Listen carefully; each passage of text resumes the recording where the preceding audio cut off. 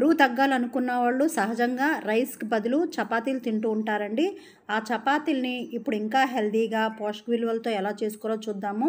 దీన్ని ముద్దుగా పింక్ చపాతీ అంటాం. ఒక పెద్ద బీట్రూట్ని పేస్ట్ లాగా చేసుకోవాలండి. ఇప్పుడు మనం బీట్రూట్ వాటర్ కాదు పేస్ట్తో తయారు చేస్తున్నాము. ఎందుకంటే ఆ పేస్ట్లోని పీచు పదార్థం అనేది ఉంటుంది.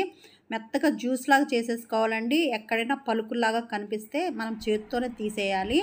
ఎందుకంటే మళ్ళీ స్ట్రెయిన్ చేస్తే పీచు అంతా పోతుంది కదా. సో ఈ పేస్ట్లో నేను ఒక 3 కప్స్ ఆఫ్ గోధుమ పిండి వేసుకుని మిక్స్ చేస్తానండి. బాగా కొద్దిగా సాల్ట్ కూడా వేసుకోవాలి.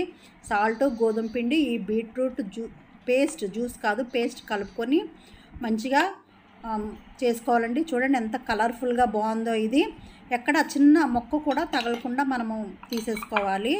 మొత్తం అంత మంచిగా పేస్ట్ లాగా చేసుకోవాలన్నమాట. ఇప్పుడు ఇది ఒక 3 మెంబర్స్కి సరిపోయేంత ముద్ద తయారైందండి. బ్యాటర్ తయారైంది. దీని మీద కొద్దిగా ఆయిల్ వేసి మనం పక్కన పెట్టేయాలండి. ఒక మూత పెట్టుకొని ఒక 1 అవర్ పాటు పక్కన పెట్టేస్తే స్మూత్గా అవుతుంది ఇది.